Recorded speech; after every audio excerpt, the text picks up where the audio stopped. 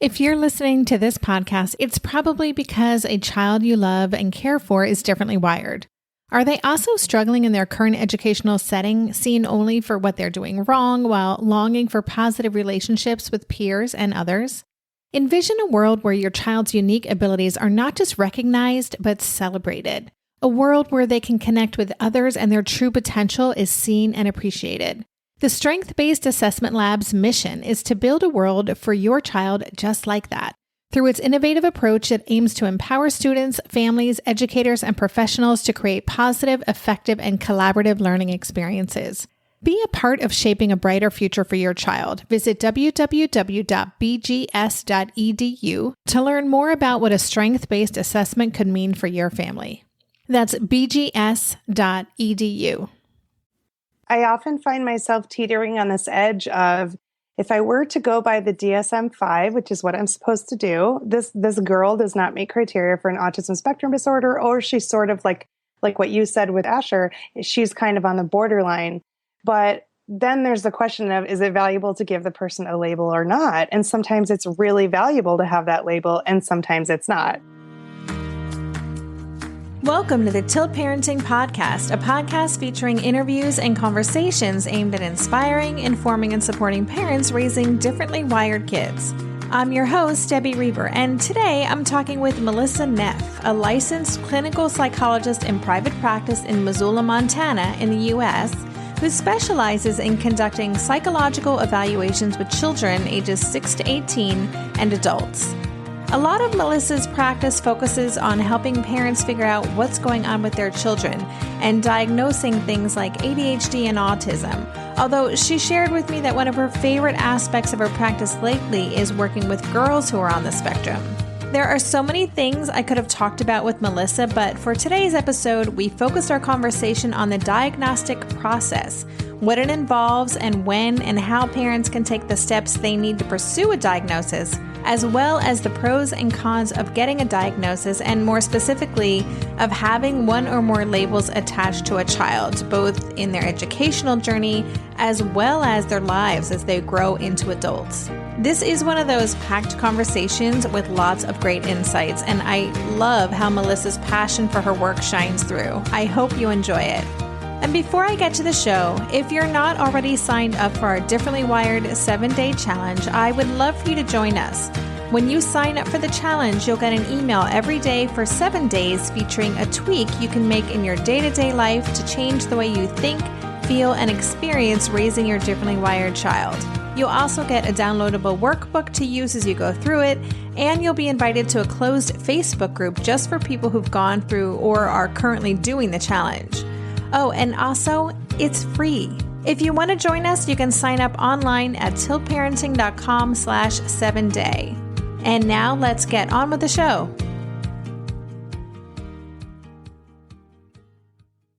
Hey, Melissa, welcome to the show. Thank you. I'm so excited to be here. Well, we have a lot to talk about. We were just prepping for this. We're like, oh my gosh, this could be a mini series, but we'll see what we can get through today. Today, we're going to be talking all about diagnoses, getting them, how they're done, and lots of other stuff. And before we even get into that, I just want to even touch upon the fact that it can be kind of confusing for parents to even know if getting a diagnosis is something they need to do. Mm-hmm. That's something I get a lot of questions from parents, actually. And I know, especially with differently wired kids who are kind of flying under the radar, or maybe they're not standing out so much, the pediatrician may not have any clue there's anything going on. I know that our pediatrician was like, no, this is all within the range of normal. And even when I tried to describe things that were really tough or seemed, that they were very different from our friends' experiences. And it was ultimately a friend who pulled me aside, someone who had a degree in child development, who said, I think you need a little more information here. There's something going on. And that, of course, isn't an easy conversation for a friend to have, but it's definitely not. No. And I'm glad she did that, or it might have been a few more years till we finally got around to that. So who is usually the one suggesting the assessment? So does that recommendation usually come from a teacher or from a pediatrician, or is there harm in waiting too long to do this, or harm in doing it too early? Like, how do people first begin to engage with you? great question. And I think a lot of different sort of spider webs of answers there. I would say that in terms of the referral sources, so I'm in private practice in Missoula, Montana. And so I get my referrals. I don't advertise. I get my referrals from other therapists. I get my referrals from pediatricians as well, of course. Sometimes parents that I've worked with refer their friends because they know they're having trouble with their kids. Or I'll get referrals from more folks in the community, like community case managers, or even sometimes teachers or special education paraprofessional kind of folks. We also have teams of school-based mental health folks in our schools here. And so I get a lot of referrals from them too. And so just to kind of go into your question of when is it appropriate to get an eval? I feel like, gosh, it really depends. It depends on the kind of person that you are. And it depends on how troubling the child's symptoms are in terms of how distressing they are to the child or the parent or the school, or how much impairment they're causing. So there are people who are not neurotypical, wandering around this earth doing amazing things, who don't ever need an evaluation because they're not distressed by their symptoms, or their symptoms aren't impacting their ability to do their homework or get a job or communicate with other people. Really when people come to me the most is when there's some kind of problem that needs to be fixed or solved. And people usually come to me for answers. And oftentimes I'll get referrals from folks who have been seeing this kiddo in therapy for like 2-3 years, and they thought it was anxiety, and they thought it was depression, and they thought it was trauma. And then they kind of come to me and say, this kid can't stop talking about dinosaurs. I think something else is going on. Mm-hmm. So it's kind of a long answer to your question, but there's so many reasons. And I will just add that one thing that I think is really also happens is that there are a lot of people who come because they know something is a little different about them, and they really want to know why or what. Mm-hmm. And those are probably my favorite folks to work with because they're super motivated and open to whatever I have to say. And what is the age? I've asked this to other people I've had on the show. And I know with our experience, I think Asher was 5 when we first did a full assessment. And he got provisional diagnoses of some things, PDD, NOS, and ADHD. And we knew at that point that he was highly gifted as well. But those were provisional diagnoses. And they said, come back in 3 years. And we did. Yeah. We ended up going to another place 3 years later. But is that pretty typical timeline? That's a good question. I think that also varies. What I would say, my experience is that what we know about at least IQ testing, which is an important part of testing differently wired kids, because even though that may not, sort of look at social communication issues or restricted behaviors, it does tell us a lot about a child's ability to switch from one task to another, or sort of that cognitive flexibility, executive functioning piece. And it does tell us if there's a really giant split between their verbal abilities. And a lot of times with autism, you'll have verbal precociousness. And sometimes you'll have a real lack of visual spatial or abstract visual reasoning where kids can't kind of look at things and figure them out without language attached to them. So my starting point is usually at the IQ test because it gives me all of that information in addition to how quickly does a child's brain move? What is their processing speed like? How well can they pay attention? And so with that, the research on IQ really shows that age 6 is about where IQ tests are considered to be the most valid indicator of what your later IQ will be. So anything sort of before that in terms of cognitive testing should be considered very provisional. In terms of autism, I will say that, I'm not sure what types of testing, and I'm curious what types of testing that Asher had.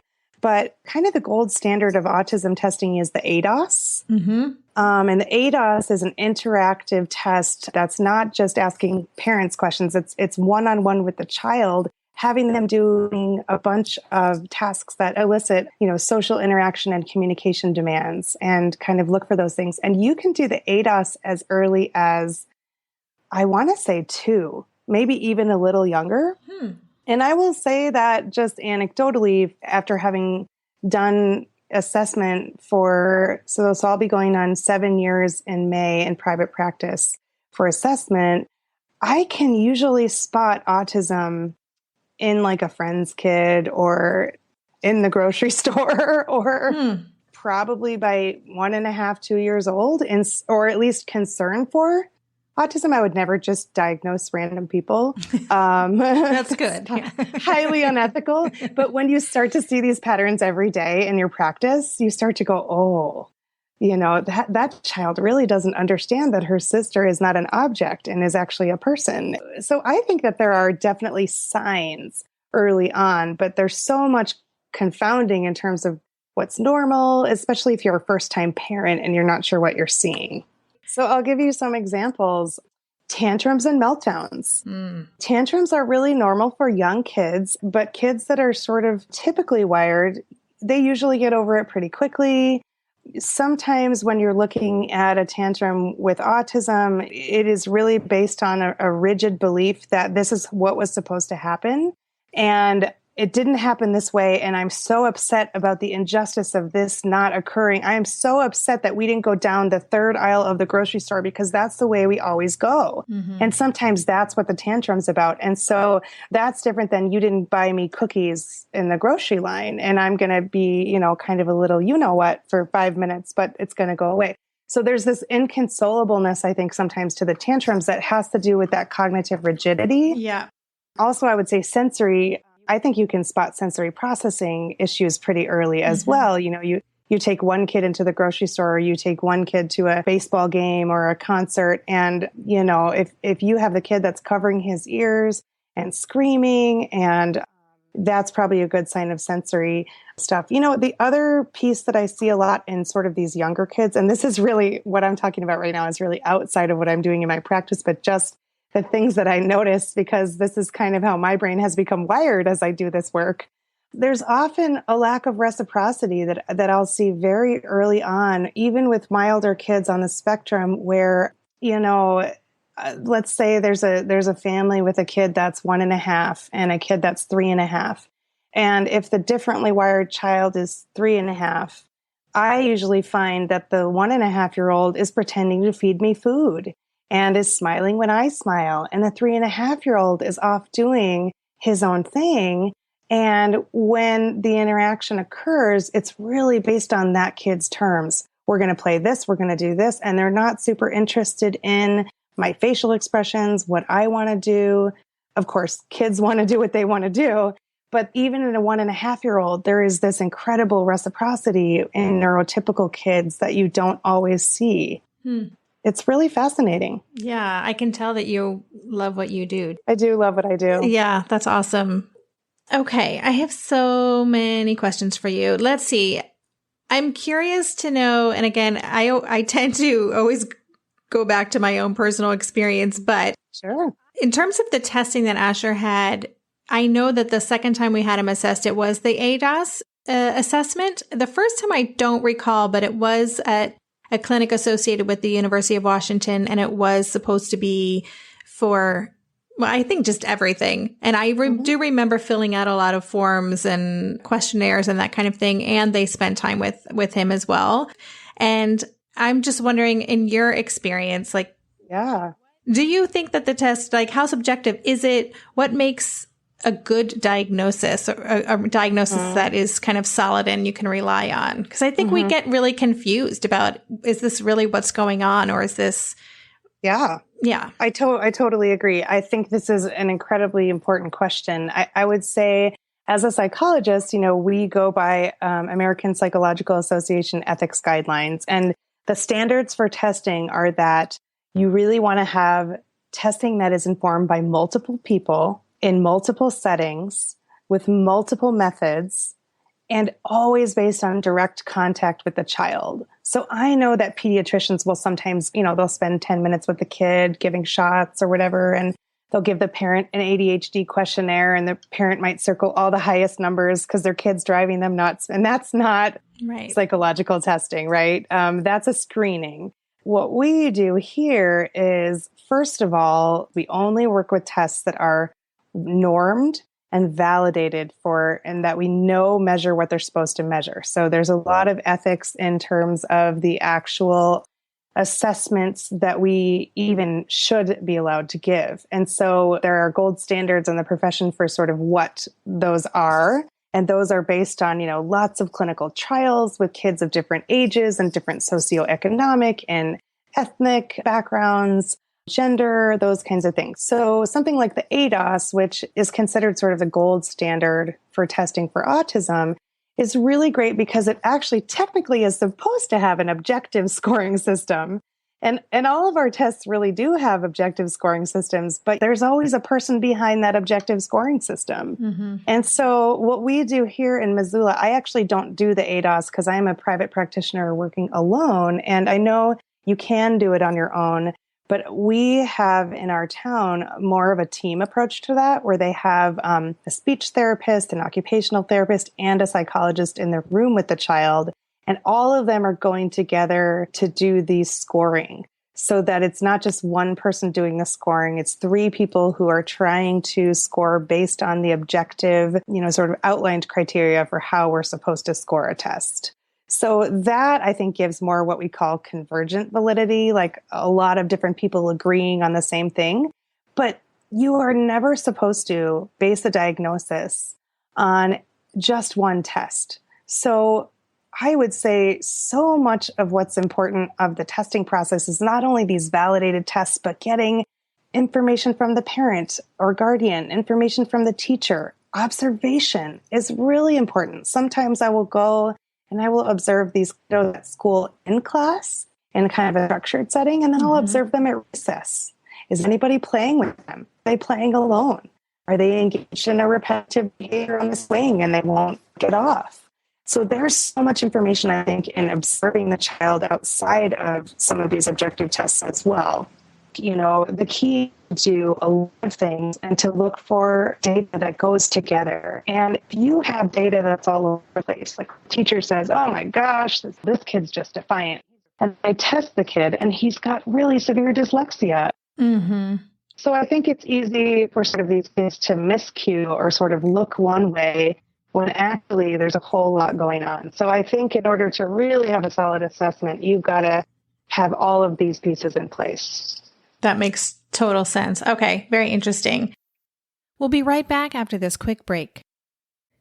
Darren and I are prepping for a big move at the moment, so we are fully leaning into any and everything that simplifies things, and that absolutely includes mealtimes.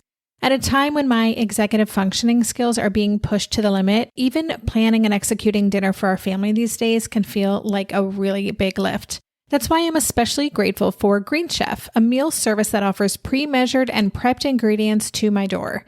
Each box is packed with foods you can feel good about, like whole fruits and vegetables, plus lean protein and whole grain options. In fact, one of the things I love most about Green Chef is that they offer options that prioritize gut and brain health, with science-backed recipes that feature ingredients like fiber, antioxidants, and omega-3 fatty acids. During this time of lots of stress, it feels really grounding to know we're supporting ourselves nutritionally. I will take all the support I can get. And Green Chef doesn't just cover dinner recipes. I can add high-quality breakfasts, lunches, and snacks to my weekly box from Green Market. Green Chef has a special offer for Tilt listeners. Go to greenchef.com/tilt50 and use code TILT50 to get 50% off plus 20% off your next 2 months. That's 50% off plus 20% off your next 2 months when you use the code TILT50 at greenchef.com/tilt50. Green Chef, the #1 meal kit for eating well. Maybe I've watched too many seasons of The Amazing Race, but every time I have to go somewhere on the subway, I treat it like a competition. It's all about making the right gut decisions about which route will get me there the fastest. Sometimes those decisions get me where I'm going early, and other times my gambles don't really pay off. Probiotics can't help with most gut decisions, but if your gut needs a little support, Ritual has your back. Their Symbiotic Plus, a 3-in-1 supplement, has clinically studied prebiotics, probiotics, and a postbiotic to support a balanced gut microbiome. I've been using Symbiotic Plus for about 6 months now, and it's become a core part of my morning routine. I take the mini capsule every morning while making my way through my inbox, whether I'm at home or I'm on the road, because it doesn't need to be refrigerated. And the capsule itself is delayed released, which helps it survive the harsh conditions of the upper GI tract for delivery to the colon. And that's exactly where we want it to go. Ritual invested in a study modeling the human colon, which showed that Symbiotic Plus significantly increased microbial diversity and the growth of beneficial bacteria. There's no more shame in your gut game. Symbiotic Plus and Ritual are here to celebrate, not hide your insides. Get 25% off your first month for a limited time at ritual.com/tilt. Start Ritual or add Symbiotic Plus to your subscription today. That's ritual.com/tilt for 25% off.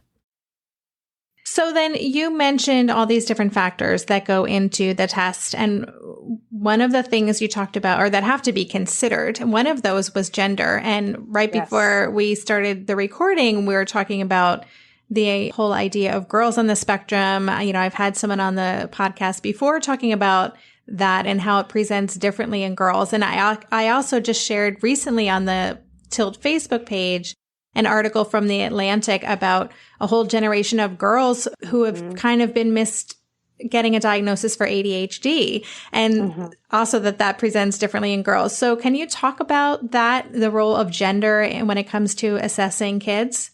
That's such a sort of wide-ranging question. Can I limit that to sort of autism and ADHD? Yep, perfect. Okay. So I have been seeing an enormous rise in girls with ADHD and nonverbal learning disorder in my practice. And they slip through the cracks most of the time. And I think a lot of the reason why girls on the spectrum don't get diagnosed, there's a lot of things sort of going into that. But one thing we know about girls' brains, they've done some brain imaging studies of girls and boys on the spectrum. And it seems like girls have a little bit better of an ability to fake social skills and to mimic social skills, where oftentimes with boys, it's harder for them to, I don't know if it's having a filter or copying other people, or maybe there's a more staunch desire against copying. A lot of kids on the spectrum, as you know, they don't want to be anybody but who they are. And they're strong in that. And that's actually a really wonderful thing. So with girls, I think a lot of the reasons that they don't get diagnosed is that their behaviors are not as loud or prominent or dramatic. But when you spend time with girls that are on the spectrum, you can see some really subtle things that sort of point to the fact that that might be an appropriate diagnosis. For example, one of the things that's been associated with autism in some people is what we call flat affect. So sort of not showing your emotions on your face. And what we know from research actually is that people with autism don't lack empathy at all. In fact, they are incredibly empathic. It just doesn't always come through on their face. Right. And they can't always read it on other people's faces. So with girls, a lot of times you'll have girls who are very quiet and they don't outwardly show that they're distressed. And then you might find their journal and they're suicidal and depressed because nobody likes them. Or I will also see girls that have really exaggerated facial expressions that look like they're on a soap opera or something. Like, when they cry, they're sobbing and then they look at you to make sure that you're getting that they're sad. So I think in autism, I think there's often a disconnect between what you're actually feeling on the inside with autism and what you're able to show on the outside. And so to the observer, it almost kind of looks fake or exaggerated. And that's a lot of what I have to work with parents on, is that no, these are actual symptoms in your child. And just because they sort of come out looking a little fake, it doesn't mean they don't experience them as really intense. Yeah. And I would say too, with girls, their obsessive interests tend to be within sort of normal range for what you would expect girls to like. So girls on the spectrum typically tend to like things like horses, animals, to feel much more comfortable with animals than people, dolls, because they're learning social play through play with dolls, where boys maybe aren't trying to do that. Whereas with boys, I can think of a 2-year-old I didn't work with him when he was 2, but a story his mom told me of when he was 2 that she couldn't get him to soothe or fall asleep at night unless she read to him from a medical textbook. Right. And so with boys, we often see this, like, I am interested in Middle Eastern history from the 1800s to the 1840s. And so they tend to be maybe a little more specific or a little odd. Although we do see a lot of sort of quote unquote normal interests like dinosaurs and Minecraft. Interestingly, what we find with girls also is that they tend to be drawn to like the theater because that's where they learn how to show emotions. Interesting. I know, it's so fascinating. So I feel like that happens a lot. And also another piece with girls is that typically when with boys on the spectrum, they'll come in and say, I don't have any friends. Or they'll say, I'm friends with everybody. Everybody likes me, because there's that lack of self-awareness that maybe kids don't like them. Mm-hmm. And with girls are, I think, are a little more forgiving of sort of quirkiness. And usually girls on the spectrum have one friend or a best friend who shares their interests. And so I'll have parents come in to me and say, well, my kid can't be autistic because she has a friend. And I'm like, well, autism is a spectrum. Right. Lots of people with autism have friends. Lots of people don't. And there's a lot of in between. Yeah. Yeah. So I think those are some of the things that get in the way of the diagnosis. And I think there's just a general belief that girls can't have it and don't have it. So people aren't looking for it. Same with ADHD, I would imagine. Yes, absolutely. Because with ADHD, some of the gender differences are, girls tend to be less hyperactive and more inattentive, whereas boys, again, are sort of louder and more hyperactive and impulsive, et cetera, et cetera. Right. So interesting. Do you feel like, it seems to me that there's a growing awareness of these differences. So do you feel like people are getting more tuned in to recognize things? Do you feel like the criteria for how assessments are made is going to change to be more inclusive or to recognize girls? I hope so. I often find myself teetering on this edge of, if I were to go by the DSM-5, which is what I'm supposed to do, this girl does not meet criteria for an autism spectrum disorder, or she's sort of like what you said with your experience with Asher, she's kind of on the borderline. But then there's the question of, is it valuable to give the person a label or not? And sometimes it's really valuable to have that label, and sometimes it's not. Let's get into that. That was my next question. What is the value of a diagnosis? Kind of pros and cons. I know it's a whole show, Pandora's box. Pandora's box. So diagnoses exist for good intent, right? So the idea is a diagnosis is a shared language that professionals and parents and individuals can use to talk about something that's really specific. And if we know what it is, then we know how to treat it, or we hope we know how to treat it, right? There's still a lot of fledgling, attempts to treat a lot of these things. So that shared language is essential. I think you had mentioned, and you've mentioned in some of your podcasts, getting services is a huge reason for having a diagnosis. So if you're going to parent in a traditional way, in the sense of my kid's going to go to public school, my kid's going to, go to Girl Scouts or Boy Scouts, my kid's going to be on the sports team or on the robotics team, and kind of be more in that mainstream world, I think a diagnosis really helps, because getting something like an IEP with an educational diagnosis of autism or ADHD would help the teachers to understand what they're seeing, to understand, okay, this kid is not just loud and annoying. He literally can't stop moving his body. So let's accommodate him by allowing him to stand up during class, or allowing him to sit on a little bouncy ball, or allowing him to touch a little fidget toy. A lot of times teachers, who I think are so undervalued and underpaid and have the hardest job, almost the hardest job there is, second to parenting, they don't know what they're seeing. And it's easy for them to conclude, especially if they're burned out, that this kid is just trying to push their buttons. And a lot of the times differently wired kids just don't learn in the same ways. So if you're trying to get an IEP, you have to have an autism diagnosis or an ADHD diagnosis. If you want to know what kind of treatment to do, let's say you're doing talk therapy with somebody who's on the spectrum, and that might be great for them because they can come in and talk about dinosaurs for 45 minutes, but they may actually really be needing to learn social skills. So identifying what it is can help you figure out what to do about it. I also would say, specific to children and adults on the spectrum, because I am also getting an influx in my practice of adults, because as Asperger's becomes more prominent in the media, on TV shows, on the news, people are starting to go, oh my gosh, I'm 56 years old and this is me. Sometimes I think, especially with people on the spectrum, there is this desire for knowledge, this desire to categorize things. And there is this real relief in knowing I'm not just wacky and quirky. I am this, and I belong to this group. And my whole life, I never belonged to a group. And so now I get to call myself an Aspie. And I love that term because it's so positive. It's so affirming, and people love to call themselves that. And so my sense, especially with people on the spectrum, especially as they get older, there's this relief of, oh my gosh, that's what it is. That's why I've never known how to laugh at a joke that I don't find funny.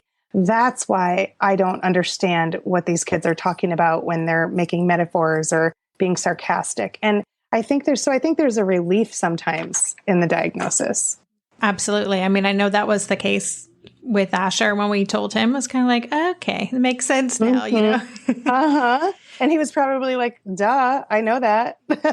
I knew I had superpowers. Exactly. I like to say that people with autism are saving the planet because I really take that perspective. Have you read Neurotribes? I'm embarrassed to say that I have it and my son has read it and I haven't gotten through it yet. It's so great. I know you're so busy. I'm going to just encourage you to read it because really sort of the whole point of that book is showing, these are genes that have survived throughout history. And there are ways in which we created environments where people with autism could thrive instead of be outcast. So that's where I say people are changing the planet with autism, because what they used to do back in the day, and they talk about this in the book, is they used to let people just go in the shed for 3 days and work out their theorems. And 3 days later, Einstein is an amazing scientist who couldn't make it through mainstream school. Right. So, yeah.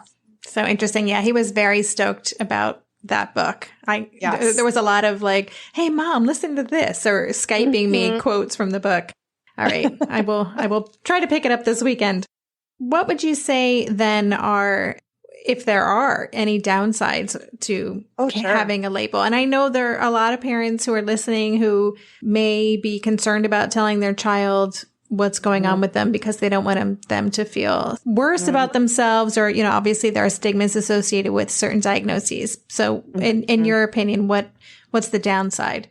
Yeah, I think there are a lot of downsides. And I think what it really kind of comes down to is readiness to know. Because I have had a few people not come back for results. And that's very, very rare. But I recently had a mom come in who was just wonderful with a really precocious child that I pretty much thought might be on the spectrum, but wasn't sure. And she refused to have me even give her some forms to even look at it because she couldn't sort of manage the idea that could be a reality. And that's fair. People are where they are and they don't always want to know. Mm-hmm. So I think the drawback is that if an outside party is pushing the need for a diagnosis, but the family doesn't want it, or the child, doesn't want to know or isn't interested in changing, I think that can be potentially shaming for people. Mm-hmm. Or of course, people have a lot of stigma around that. I also think labels can sometimes become excuses for people. I see this probably especially with kids with ADHD, is they'll go around and say, oh, that's just my ADHD. I can't clean my room. And I'm like, well, you can. You're going to need a certain kind of help and a certain kind of parenting to clean your room. But don't tell me just because you have ADHD that you can't do these things. So I think sometimes people use it as an excuse. I think also if you're going to be a non-traditional parent from the start, think about my brother. He's got a 1.5-year-old who is an absolute delight. And she appears to be neurotypical. But who knows? And they have sort of a Waldorf set up in their house where she learns as she learns. She taught herself how to potty train. She's one of those kids. Mm-hmm. And they're going to do Waldorf schooling. And if she were to have an issue, they wouldn't, which is ironic because this is a family member of mine, but they wouldn't seek help. That's just not the way they do things. And that's totally fine because they live in a community where diversity and neurodiversity don't need to be labeled. They're just accepted, which is really wonderful. Where do they live? I know. You're like, where can we go? Ashland, Oregon? Oh, yes. I have been there for the Shakespeare Festival. It's a great community. Yeah, I could totally see that. I would say Missoula, where I live, is a lot like that, but it's just not quite as accepting in the same ways. And Ashland is a smaller town, but so I would say if you're going to go the non-traditional route, if you're going to homeschool, if you're going to do Waldorf, there may not be a need to diagnose. Mm-hmm. We'll be right back after this quick break. Hey there, it's Debbie. I love making this show and sharing conversations about how to support our awesome neurodivergent kids. I've seen how even one little insight from an interview can spark a big shift in daily life. But I know that raising complex kids can be messy and lonely. And just when we think we figured it out, something comes up that boots us right back to feeling overwhelmed and stuck. That's why I've poured everything into creating a way for parents like us navigating complex parenting journeys to join together and chart a path that feels positive, hopeful, and doable. It's the brand new Differently Wired Club experience. In the club, you'll get personal support from me and other seasoned parent coaches, 6 live calls every month where you can connect and get your personal questions answered, the opportunity to learn directly from authors and experts like I have on this show, monthly themes for getting specific and tactical, an exclusive private podcast feed, and the best, most generous community of parents. Seriously, these folks show up for themselves and each other, and that right there is really everything, because it's a daily reminder that we're not alone. Our kids aren't broken, and we have totally got this. The recently rebooted Differently Wired Club is on a brand new platform with its very own iOS and Android app. It is such a great space. However you learn, whatever your style, no matter the ages, genders, and neurodivergent profile of your children, the Differently Wired Club can help you cultivate the positive shifts you're hoping for. Join us today by going to tiltparenting.com/club. That's tiltparenting.com/club. I hope to see you on the inside. Are you overwhelmed by the things that get in the way of you doing what you want to do? Are you looking for ways to simplify life to better align with your values? Do you want to create space in your schedule so you have room for more of the good stuff? Play, joy, relationships, gratitude, and more? If you answered yes to any of these questions, I invite you to check out Edit Your Life, a podcast to help you edit the unnecessary from your life so you have more room to enjoy the awesome. Through episodes with me, Christine Coe, and a range of super smart, compassionate, and thoughtful guests, you'll come away with big picture insights and practical ways to declutter your home, schedule, and mental space without getting bogged down by perfection. I have always believed that small moments and actions matter tremendously.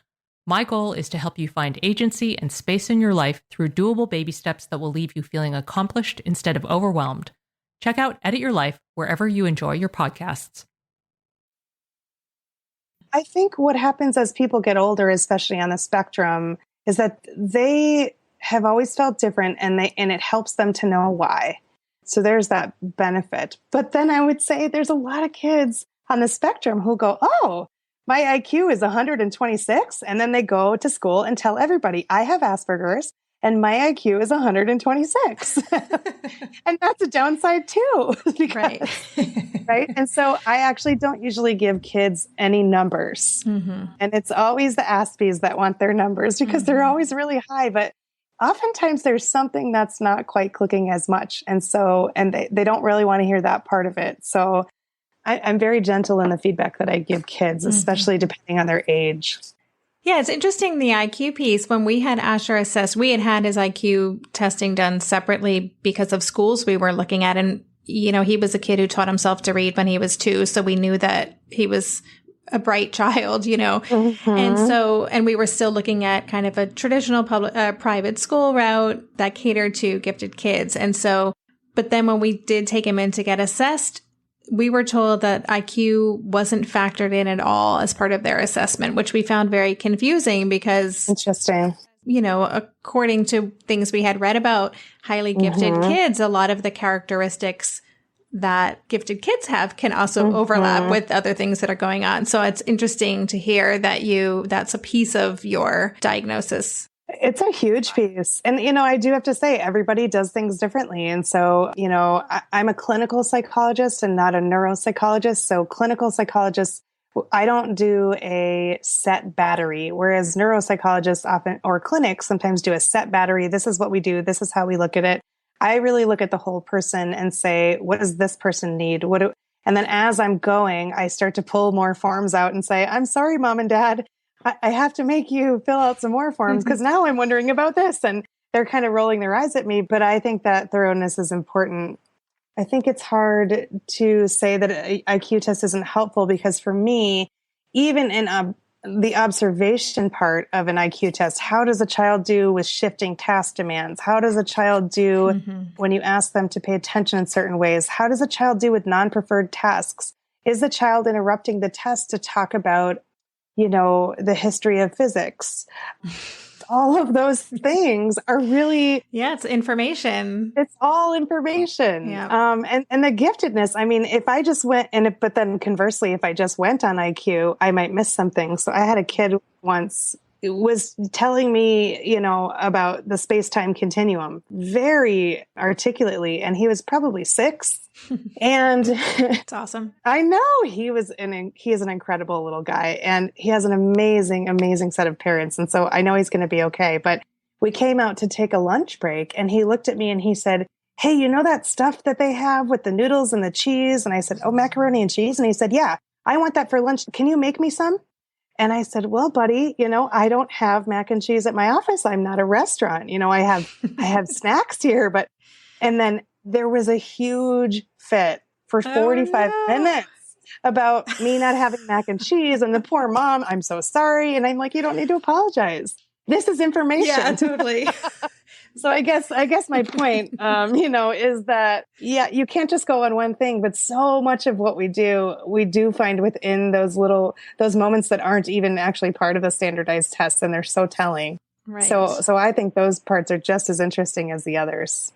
I have a question about, and I don't actually know maybe what my question is, but I want to hear your thoughts on this, and then we'll wrap up. Okay. I know that when we were looking to get Asher assessed, we were living in Seattle, which is a very progressive city, and there's a lot going on, a lot of alternative education paths. We still had months and months of waiting lists, and people, there were so few places that were available. The waiting lists were long. And I was like, but there's such a need, clearly. I mean, there's so many of us, and then it's so expensive, Yeah. What is your take on that? And how? Oh my gosh. Yeah.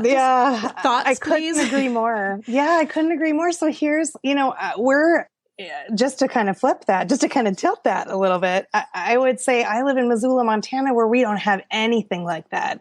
We have a few alternative schools and private schools that are wonderful. We have an international school where kids learn Spanish. We have a really creative, individualized learning kind of school. And we have sort of a group homeschooling network. But this is a huge problem, is that we are really lacking in resources. And there are some states, it sounds like there were some things in Washington. I know Utah has some schools for kids with autism. We don't have any of them in Montana. And so this is sort of the golden question that parents ask me: how do I teach my kid? And not everybody is willing to or able to do the homeschooling thing, teach to their interests. But I couldn't agree with you more that there's such a huge need. And if that was sort of my realm in life, I wish that I would have time and resources to build schools for kids with autism, because, and I actually believe that really this is going to fall on the public schools, where they're going to really need to consider having like sensory friendly buildings and those kinds of things. Mm-hmm. Because, if the statistics are true and 1 in 2 people are going to be on the spectrum by 2050, really? We have got, yes. That's the latest statistic. Wow. Yes. That's every other person. That's incredible. If we are going to still try to fit the square peg in the round hole, which already doesn't work. No. So yes, we need private schools, but I think it's going to have to fall on the public schools to create autism friendly, at least classrooms, if not buildings. And then you're going to have people sort of who are going to argue that inclusion is more important. And in some ways, inclusion is very important. But ideally, and I think I would think you would agree with this, is just that the best way for these kids to learn is to learn based on their interests and their passions. Mm-hmm. And that's how they'll learn science and math and reading and writing, is through the things that make them passionate and the things that will help them change the world. And it's not set up that way in the public school system. No. So it's the $1 million question. And I think that's the next realm of what really needs to change. Well, I like your idea. I think you should get started on planning that school. And just let me know when you have it up and running. And cool. And you're going to move back to the States? Sure. Well, or maybe I might need to move there with everything that's happening in this country. No. But that is a whole other episode, too. A whole other question. And just one last question, too, about the assessment process itself. What is, in your experience, you have a long waiting list for people to do this, or any advice for parents who want to navigate this process, who are like, okay, we need an assessment. Now what? How can they go about doing that? It's really tough. I don't know that there are any sort of forums that say in your state, here's where you should go. So it's sort of a word of mouth kind of thing of where you live and sort of who does what. And like I said, I get most of my referrals just from folks in the community, since I've been working and living in this community since 1999 in the mental health field. But, it's tough because it's frustrating for parents because they've been waiting for 6 years to know what's going on with their kid. And now they have to wait 3 to 6 more months to get in just to see me. And then they have to wait 3 weeks for a report. And then they may not want to hear what I have to say. So it can be very frustrating. And sometimes, depending on the insurance, most insurances are really pretty good about covering psych testing. But I have to tell you that there was one insurance company that just told me they don't cover any autism codes, which wow. I said, who can I call? Because I need to talk to someone and talk to you about the statistics and the fact that this is a very real thing that's not going away. And there's a lot of people who need help. Mm-hmm. So I would say that it really kind of depends on your local resources. And one good way to maybe get connected to that is through, like you were saying, through some universities. They often have counseling centers, things like that. We have a place called the Child Development Center here in Missoula. Other mental health centers often do those kinds of testing. So that's usually and sometimes the school will do the testing if you request it directly. Yeah, I don't think our insurance covered our testing at the time, but maybe things have changed. Well, I accept mostly insurance. I would say that the great bulk of my practice is insurance, and Medicaid covers it, private insurances. I think the only insurance that I've had trouble with is TRICARE, United Healthcare, which is government insurance for government employees or veterans. Wow. It's really sad. And also, I would say nobody's covering the autism code for adults, which is a whole other conversation because it's always been considered kind of a childhood disorder, but this is not something differently wired doesn't go away. Right. Yeah. Yep. So interesting. Wow. Yes. Okay. This has been fascinating for me. I've really enjoyed it. I really do have the best job. I just get to talk to interesting people and get all my questions answered. And luckily it benefits all my listeners. So just thank you. Thank you so much for taking the time and sharing all this with us. And I would absolutely love to have you back on the show to talk more. I have a feeling this is going to be a very listened to episode. And we'll see what kind of feedback we get. But thank you again for coming on the show today. Thanks again so much for having me. And thank you for doing this. When I found your website, I got so excited to know that there are people like you out there really trying to make a difference. And it is making a difference. So just know that. Yay. Thank you. Yay. You've been listening to the Tilt Parenting Podcast. For the show notes for this episode, including links to the resources Melissa and I talked about, visit the show notes page at tiltparenting.com/session60. If you like what we're doing through this podcast and you'd like to support us, we would welcome your help. There are 2 easy ways to support us. One is to become one of our funders through our Patreon campaign, which allows listeners to make a small contribution towards the production of our episodes. You can find out more at patreon.com/tiltparenting. The other is to leave an honest review or rating for the podcast on iTunes. It only takes a minute and it really helps us get more visibility in the crowded podcast space. Thank you so much for considering helping us. And as always, thanks again for listening. For more information on Tilt Parenting, visit www.tiltparenting.com.